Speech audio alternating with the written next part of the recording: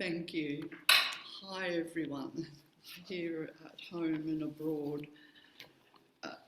And the title, Four Steps, was just me being smart because Bill spoke about the Serenity Prayer and I thought of the 12-step program. So this is the 4-step program.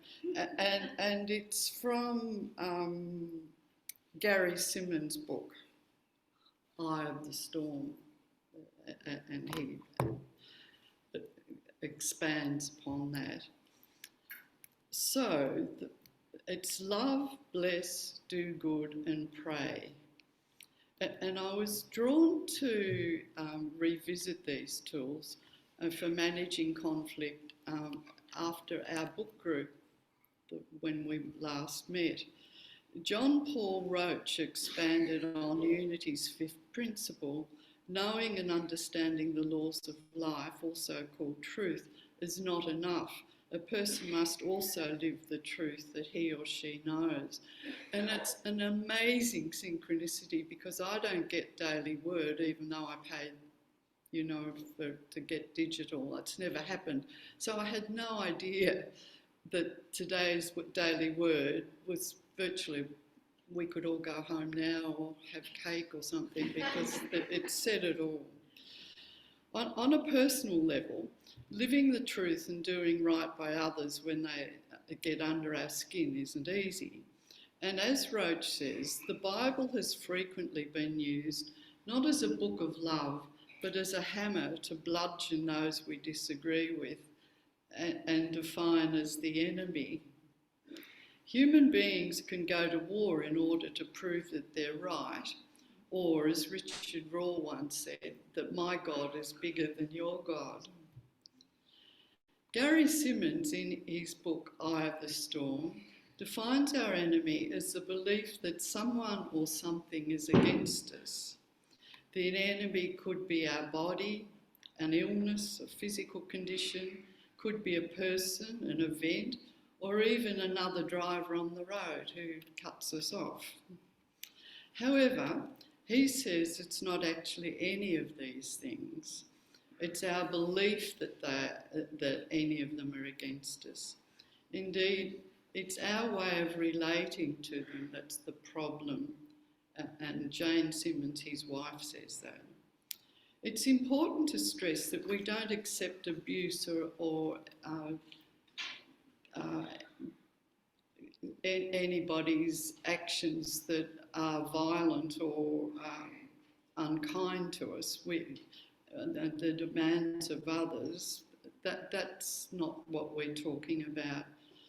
It means that to relate to the person or situation authentically, not from fear, insecurity or obligation, but from a willingness to be the avenue through which our divine can express. It means accepting and valuing the person or situation for mirroring for us where we're not connected to who we really are. And to do this, Gary Simmons says, to do as Jesus instructs us in Matthew.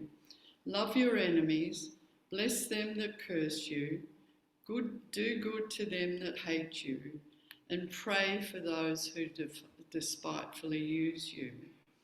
Doing this, Jesus says, proves that we're a child of God. We can build a bridge to a consciousness of wholeness and transform the energy of the enemy into the energy of a friend.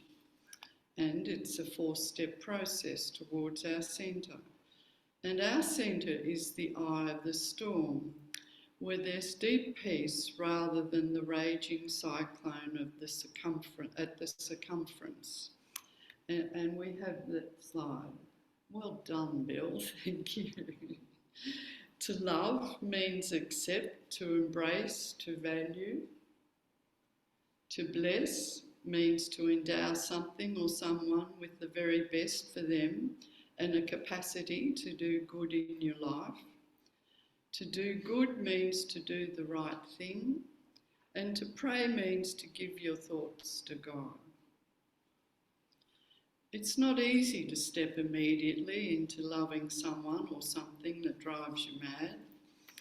When we're challenged, our reptilian brain kicks in with the instinct to fight, flight, or freeze. It takes a lot of conscious awareness to take a breath and act appropriately rather than react and probably live with regrets. And I was talking to my daughter about this, and I said, I can't believe that for about 20 years I've lived with regret over 2 carrots. I came home one night to get dinner, and my stepdaughter and her boyfriend had used these 2 carrots, and I just lost it. And 20 years or more later, I was telling Jane about that, and she said, it's about time I let it go.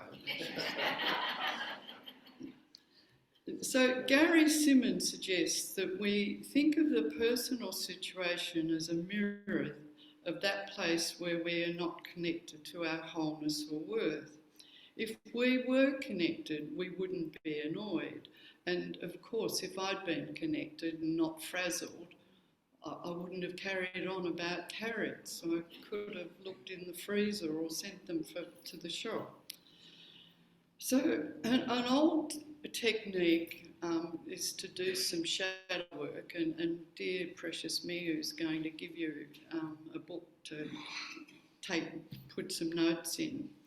So just write down, it's an old one, Jeanette's used this years ago over at the Manse. Write down a couple of people who you greatly admire, and write down 3 qualities of that person. And now do the same with a couple of people who drive you mad. And just take a moment to do that. Miu's coming with the pencils and paper.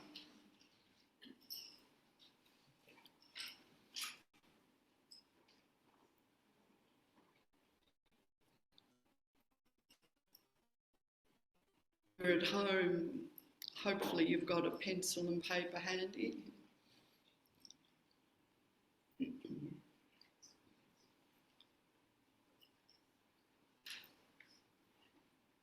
There's some biros over there too, Miu.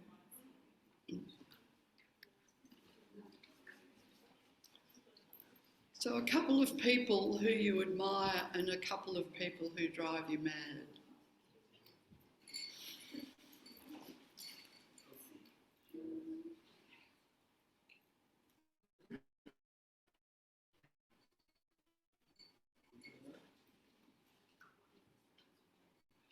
We were going to have some music, but because I came late.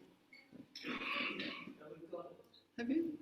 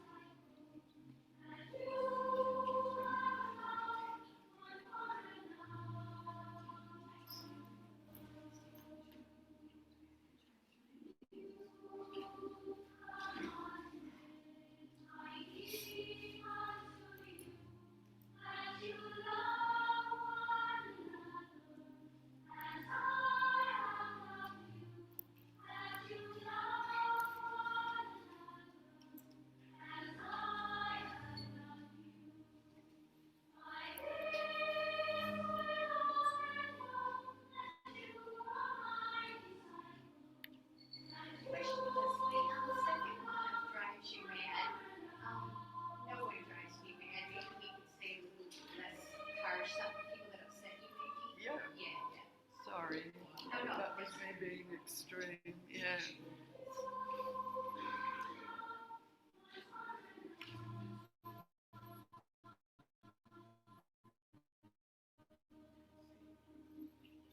The person who annoys you could be a politician or someone in a supermarket. Or... Done? So, yes.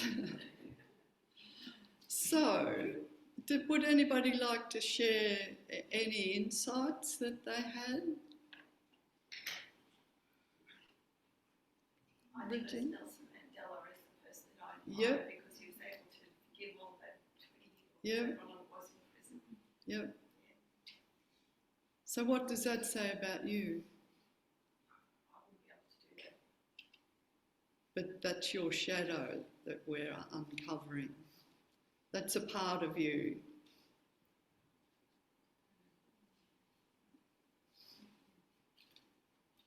And a lovely one.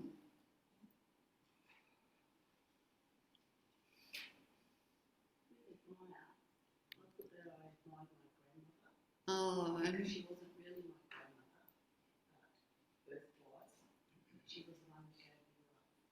So I really admire her. and so that's a part of you that you're Very much. sharing on. That's lovely, Debbie. Thank you. Anybody else like to share anything? I admire my mother greatly. She really gave up her life for other people. When she married my father, she would be married. And her mother was an invalid, and had gone from a wheelchair, so she said, I won't marry you unless they parents come to live with me. So her parents lived with my parents all her life. My father and mother only had about 18 months together before my father actually passed away, so they never really had marriage. And she ended up blind, very blind. She had retinal pigmentosa, and gradually blind from about 50, 60 something. She died at 92, and she never really complained a day in her life. She was That's a beautiful quality. So what does that say about your disowned part of you? Well,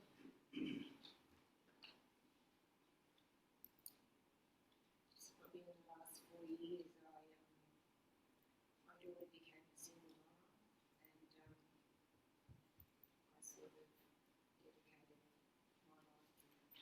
my life to be supportive of her, be the father in the family, if you like, and just sort of be there for her through everything. So thank you for that. So that's lovely that you again are passing that on. Yeah. Thanks for that, Stuart.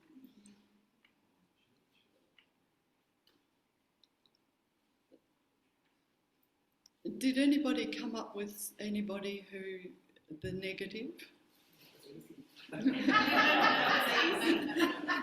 Janette, you game enough, did you? Yeah, it's a cleaner lady that comes into our house sometimes, not all the time, thank goodness, but she moves everything around. She rearranges all the things on the bench top. She rearranges all the things in the bathroom. And I go in there and it's like, where is, oh, there. Drives me crazy. Absolutely crackers. So, is there a disowned part of you that she's carrying for you to look at? Well, I don't know. I mean, I like things to be tidy, and I like things to be where I can find them. That's like the opposite. Although it's probably her. Like she thinks she's cleaning, tidying things up, which is something that I do. But why would she come in and tidy things differently?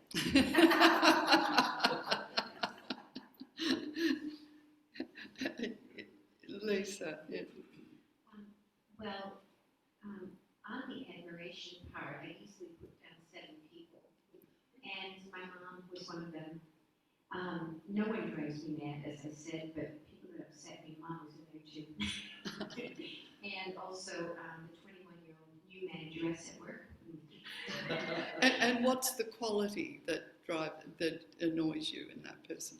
Which one? Who annoys you at work? Oh, I'm old enough to be a grandmother, and I think her telling me what to do as if I'm a child is very, I don't know how to work with it yet. So, what's that quality in her that might be underneath in you? Bossy. Uh-huh. Is that something to let go of? Well, I've often been in a position of being a boss. So when I do it well, it's good. But when I do it in a slightly controlling way, that's not good. Okay, so that sounds worthwhile. So it's not easy to step immediately into loving someone who annoys you. And when we're challenged, we've already said that, sorry, it can be very difficult. But the situation or the person becomes a gift for mirroring the part of us that's not connected to our wholeness and worth. We can now value the person or the situation for supporting our spiritual and psychological growth. So we now offer our,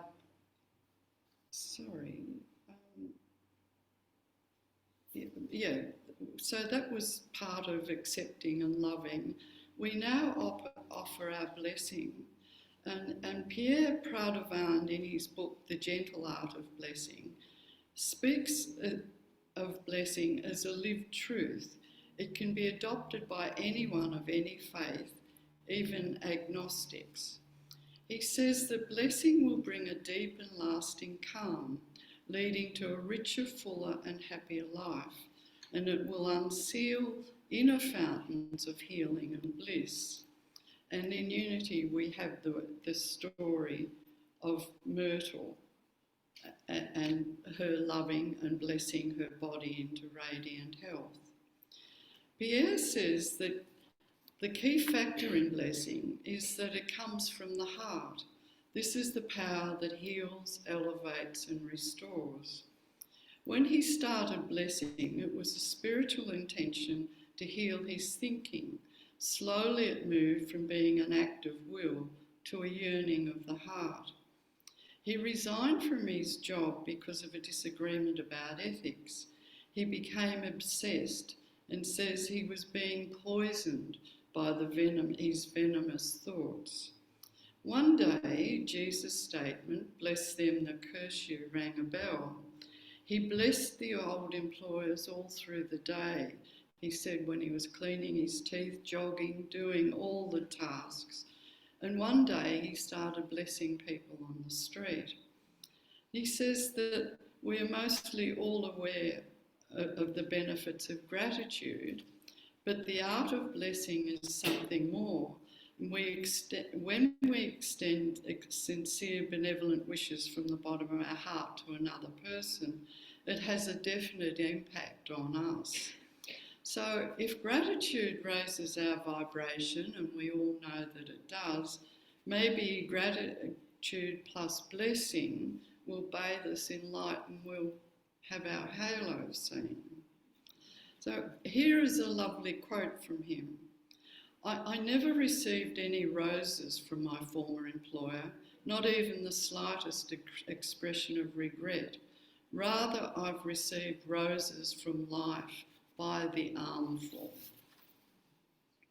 Now, it's impossible to bless and judge at the same time, and that's what we were discussing in the book group last time we were here. My chiropractor interestingly pointed out to me, you can't smile and frown at the same time either. So that's another good one to carry. David Spangler, in his book Blessing, the Art and Practice, says, blessing is not a technique we perform, but a presence we embody. It's not an act we do to someone or something, but a relationship we form with them that enables us all to be embraced in the presence of an unobstructed world. He says, a blessing can take many shapes: a hug, a tone, a word, a glance, and what makes a blessing is the spirit that we bring to it. And I have a close connection with somebody who has this lovely attitude. She goes out into the world and she protects her energy and she projects. She uses projection, and she consciously blesses people in supermarket queues and all around and projects love. And she really embodies this thought. And Pierre says his blessing is, I love you, I bless you in your divine perfection and happiness. And he assures us that if we try blessing, we'll benefit just as he did. And I know I've told you the story of me being in a train one day and there was this fellow down in the other end of the carriage, and he just looked as though he was blitzed out on drugs. And then I realised I wasn't really being very kind to that person. I had no idea of his background. So I started blessing him before I read any of this, changing my attitude.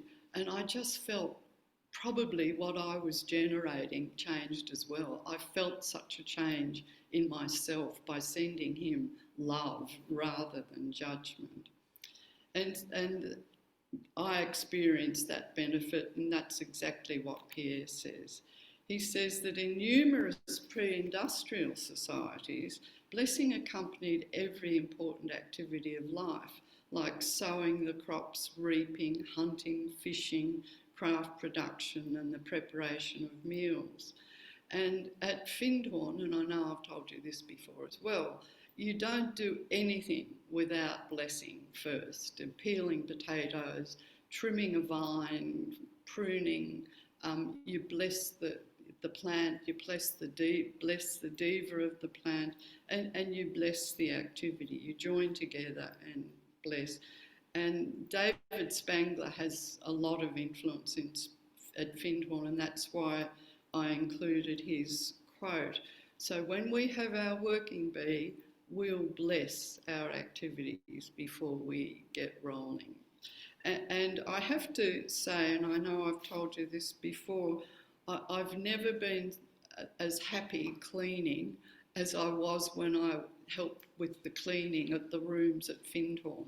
It really does create a feeling of joy to have a combined blessing and then launch out into actually doing something worthwhile.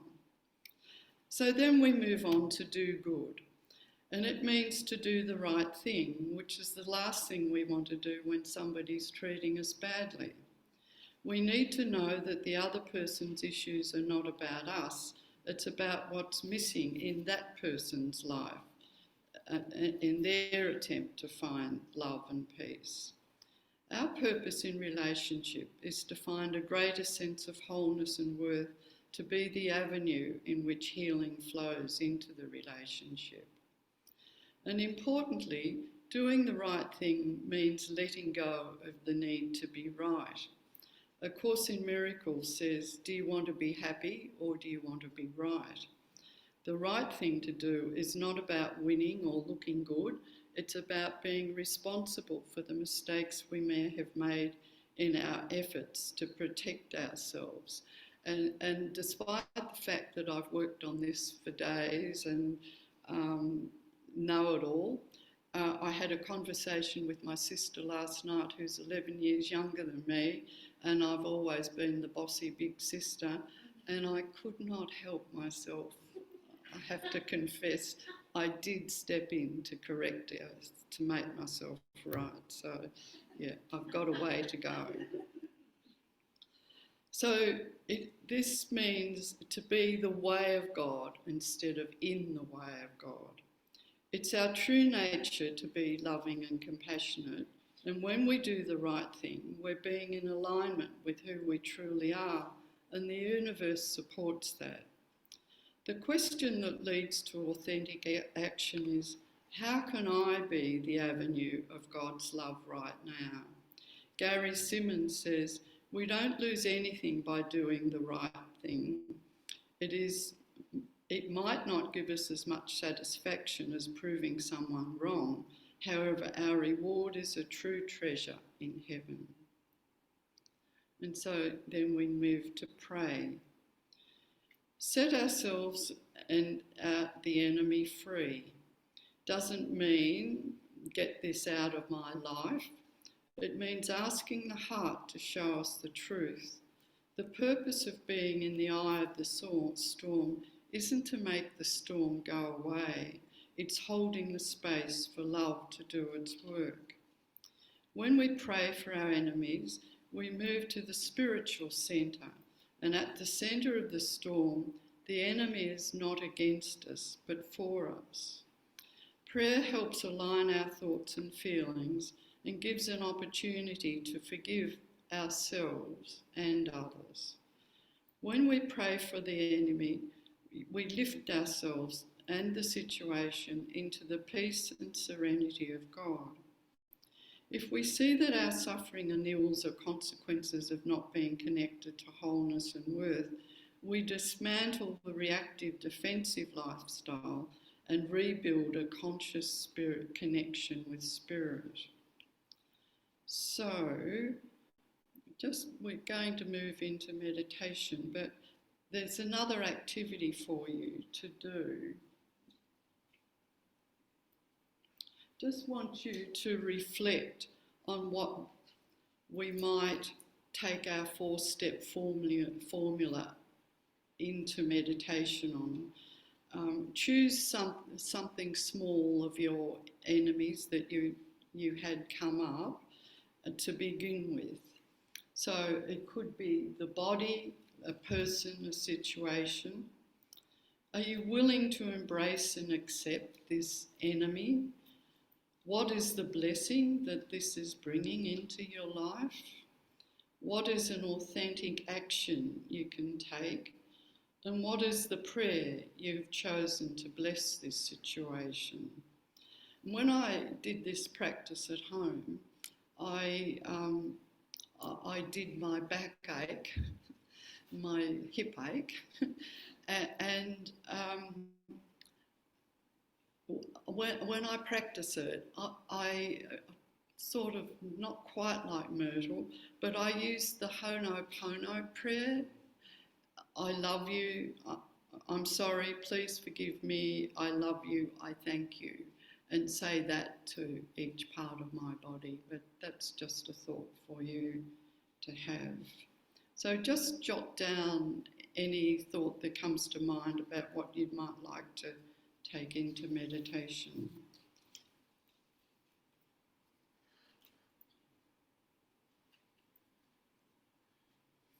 And just to finish the talk, I just want to leave you with a quote from Thomas Merton, who we might get to cover in the book group today. Love is our true destiny. We do not find the meaning of life by ourselves alone. We find it in another. So we're just going to have the grace chant and then meditate on what we might have come up with.